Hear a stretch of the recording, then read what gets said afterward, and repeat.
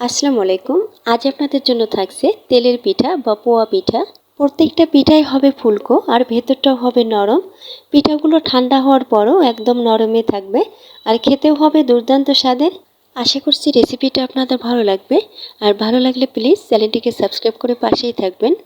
প্রথমে চুলায় একটি প্যান বসিয়ে দিচ্ছি 1.5 কাপ চিনি। এরপর দিচ্ছি 1.5 কাপ পানি। আর এখানে পানিটা একটু বুঝেই দিতে হবে, কারণ আমরা পিঠার ব্যাটার যখন তৈরি করব তখন যদি এই শিরাটা থেকে যায় মানে বেঁচে যায়, তাহলে কিন্তু পিঠাতে মিষ্টিটা কম হবে। তাই এখানে অতিরিক্ত পানি ব্যবহার না করাই ভালো। তবে যদি আবার শিরাটা ব্যাটার তৈরির ক্ষেত্রে কম পড়ে যায়, সেক্ষেত্রে আবারও একটু কুসুম গরম পানি অ্যাড করতে পারবেন, কোনো সমস্যা হবে না। অল্প আছে আমি চিনিটাকে গলিয়ে নিয়েছি, দেখতে পাচ্ছেন চিনির মধ্যে কিন্তু দানা ভাব নেই। আর এটাকে বলক তোলার কোনো প্রয়োজন নেই। এখন এটাকে নামিয়ে কিছুটা ঠান্ডা করে নেব। এদিকে একটি বাটিতে নিচ্ছে 2 কাপ চালের গুঁড়া। এখানে ভেজা শুকনা যে কোনো চালের গুঁড়াই নিতে পারবেন। আমি এখানে ঘরে তৈরি ভেজা চালের গুঁড়াটা নিয়েছি। এরপর দিচ্ছি 1/2 কাপ প্যাকেটের আটা। এখানে আটা ময়দা যে কোনোটাই ব্যবহার করতে পারবেন, কোনো সমস্যা হবে না। আর এই আটা দেওয়ার কারণে কিন্তু পিঠাগুলো বেশি সময় পর্যন্ত নরম থাকবে। দিচ্ছি সামান্য লবণ। এরপর দিচ্ছি 2 টেবিল চামচ গুঁড়া দুধ। এতে করে পিঠার টেস্টটা ভালো আসবে। এবং সেই সাথে দিচ্ছি 1/2 চা চামচ কালো জিরা। ছোটোবেলায় গ্রামে দেখতাম অনেকেই তেলের পিঠাতে এই কালো জিরাটা অ্যাড করতো। আর সেই ঠান্ডা কালো জিরার পিঠাগুলো খেতেও অনেক ভালো লাগতো।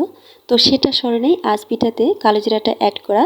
যারা কখনও তেলের পিঠায় কালো জিরাটা খাননি, একবার ট্রাই করে দেখবেন, আপনাদের কাছেও ভালো লাগবে। আর যারা পছন্দ করেন না তারা এটা স্কিপ করে দিবেন। শুকনো উপকরণ মিশিয়ে নেওয়ার পর আগে থেকে যে আমরা চিনিটাকে গলিয়ে নিয়েছিলাম সেই চিনির পানিটাকে দিয়ে দিচ্ছি। আর চিনির পানিটা এখন কুসুম গরম অবস্থায় আছে। একবারে সম্পূর্ণ পানি দেওয়া যাবে না, প্রথমে অর্ধেকেরও বেশি পানি দিয়ে ব্যাটারটাকে আমি ভালো করে ফেটিয়ে নেব। প্রথম পর্যায়ে ব্যাটারটাকে ভালো করে ফেটিয়ে নেওয়া হলে ব্যাটারটাকে সহজেই স্মুথভাবে রেডি করা যাবে। কিছুক্ষণ ফেটিয়ে নেওয়ার পর দেখতে পাচ্ছেন ব্যাটারটা কিন্তু স্মুথ হয়েছে।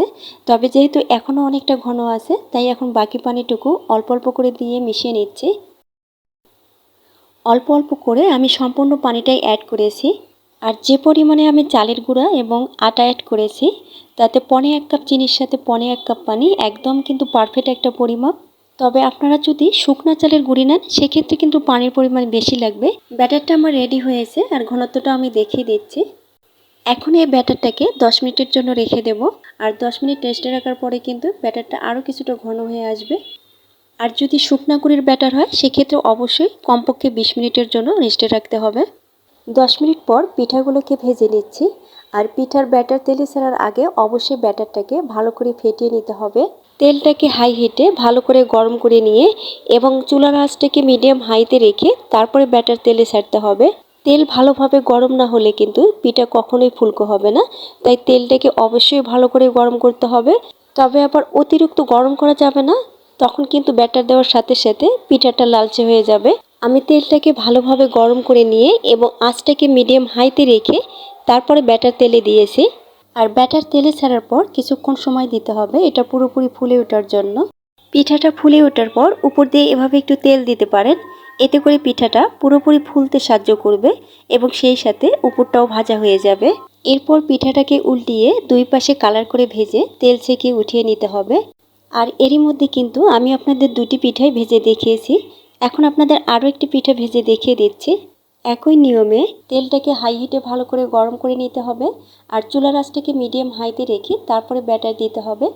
আর পুরোপুরি ফুলে ওঠার পর পিঠাটাকে উল্টে দিয়ে দুই পাশে কালার করে ভেজে উঠিয়ে নিতে হবে। প্রত্যেকটা পিঠাই অনেক ফুলকো এবং সুন্দর হয়েছে, সেটা দেখে নিশ্চয়ই আপনারা বুঝতে পারছেন। আর পিঠাগুলো কিন্তু এখন পুরোপুরি ঠান্ডা হয়েছে।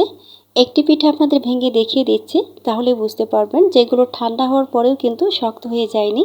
দেখেই নিশ্চয় বুঝতে পারছেন পিঠাগুলো একদম পারফেক্ট হয়েছে। আরেকটি কথা, আমার চ্যানেলে বেশ কয়েকটি তেলের পিঠার রেসিপি আপলোড করা আছে। সেখানে প্রত্যেকটা ভিডিওতে তেলের পিঠা ফুলকো করার A to Z টিপসও শেয়ার করেছি। লিঙ্কগুলো আমি ডিসক্রিপশন বক্সে দিয়ে দেব, চাইলে দেখে নিতে পারেন।